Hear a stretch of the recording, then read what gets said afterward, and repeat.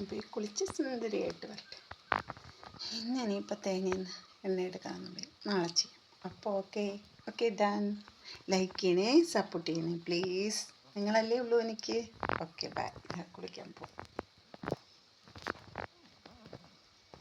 അപ്പോഴേ എൻ്റെ വീട്ടിലേക്ക് വായോ. എൻ്റെ എല്ലാ പ്രിയപ്പെട്ടവർക്കും ഒരുപാട് നന്ദി കേട്ടോ. എന്നെ ഒരുപാട് ഇഷ്ടപ്പെടുന്നവർ, സപ്പോർട്ട് ചെയ്യുന്ന ഒരുപാട് പേരുണ്ട്. കുഞ്ഞുമക്കളെ, വലിയവരെ, ചെറിയവരെ ഒക്കെ ഉണ്ട്. എല്ലാവരോടും ഒരുപാട് നന്ദി. ഇന്ന് തേങ്ങാപ്പാൽ വെച്ച് നമുക്ക് ഈ CD മീനൊന്ന് കറി വെച്ചാലോ? തേങ്ങാപ്പാൽ 1-ാം പാലെടുത്ത് മാറ്റി വെച്ചിട്ട് 2-ാം പാലിലാണ് കേട്ടോ തക്കാളി ഉള്ളിയൊക്കെ വഴറ്റിയത് വേവിക്കേണ്ടത്. മീനൊക്കെ ഇട്ട് തിളപ്പിച്ചിട്ട് ഇറക്കാൻ നേരത്തെ ഒരു 5 മിനിറ്റ് മുമ്പ് 1-ാം പാൽ നല്ല 1-ാം പാൽ കിട്ടും കേട്ടോ. അത് നല്ല പാലുള്ള തേങ്ങയുണ്ട്, ഇല്ലാത്ത തേങ്ങയുണ്ട്.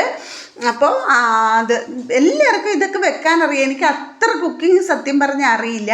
പിന്നെ ഞാൻ എന്ത് വെച്ച് കൊടുക്കുന്നു അതാണ് ടേസ്റ്റ് എന്നും പറഞ്ഞ് അവർ കഴിച്ചോളും. അല്ലാതെ വേറെ നിവൃത്തിയില്ലല്ലോ. നമ്മൾ വെച്ച് കൊടുക്കുന്നത് വലിയ കാര്യം തന്നെയല്ലേ. അപ്പോൾ നമ്മൾ ചെയ്യുന്ന ജോലിക്ക് നമ്മൾ തന്നെയല്ലേ നമ്മൾ തന്നെ വില കൽപ്പിക്കണമല്ലോ. അത് എനിക്ക് വേണ്ടിയിട്ട് നോമ്പ് കാലം തുടങ്ങിയില്ലേ, 50 നോമ്പ്.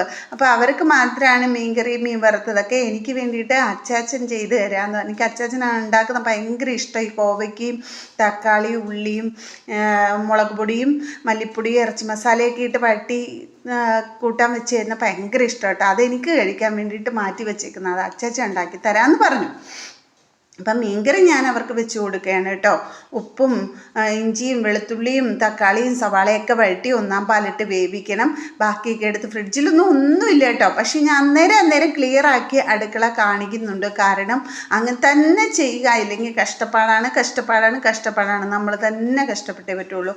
ഉണക്കമുളകൊന്നുമില്ല വീട്ടിൽ. മലക്കറിയുടെ കൂടെ വാങ്ങിച്ചുകൊണ്ടിരുന്ന പച്ചമുളക് പഴുത്ത് ഉണങ്ങിയത് ഇവിടെയുണ്ട്. ഞാൻ അതൊക്കെ തന്നെയാണ് ഉപയോഗിക്കുന്നത്. അതിൻ്റെയൊക്കെ ആവശ്യമുള്ളൂ. അത് ഞാൻ തൊടുന്നില്ല.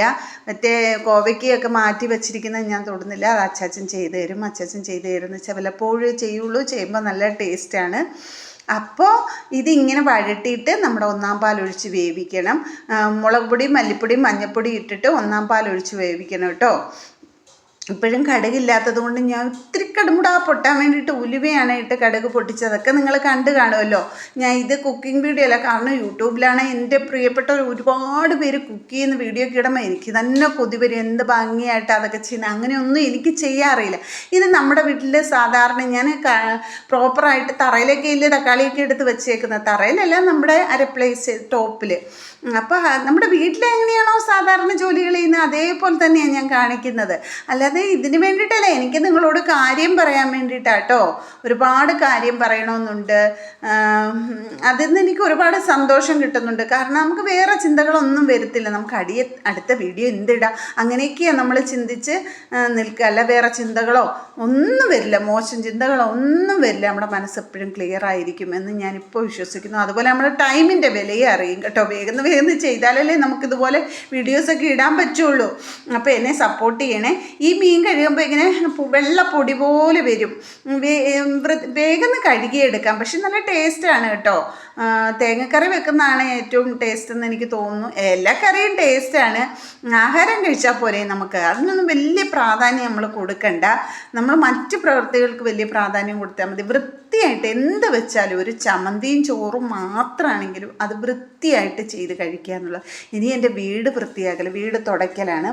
അത് ആഴ്ചയിൽ ഒരിക്കലേ തുടയ്ക്കുകയുള്ളൂ. അതിനി എന്തൊക്കെ വന്നാലും നമ്മളെ കൊണ്ട് പറ്റൂല. അല്ലെങ്കിൽ അപ്പോൾ വൃത്തിയാക്കി വെക്കുക, പരമാവധി വൃത്തിയാക്കി വെക്കുക. നമുക്ക് ചെയ്യാൻ പറ്റുന്ന അത്രയേ ഉള്ളൂ. അപ്പോൾ 2-ാം പാൽ ഒഴിച്ചു. ഇനി കുറച്ച് കഴിയുമ്പോൾ ഒന്ന് തിളച്ചിട്ട് പിന്നെ വലിയ എണ്ണയൊക്കെ ഒഴിക്കുന്നവരുണ്ട്, വെളിച്ചെണ്ണയൊക്കെ മേളിൽ ഒഴിക്കുന്നവരുണ്ട്. ഇച്ചിരി വെള്ളം കൂടിപ്പോയി കേട്ടോ.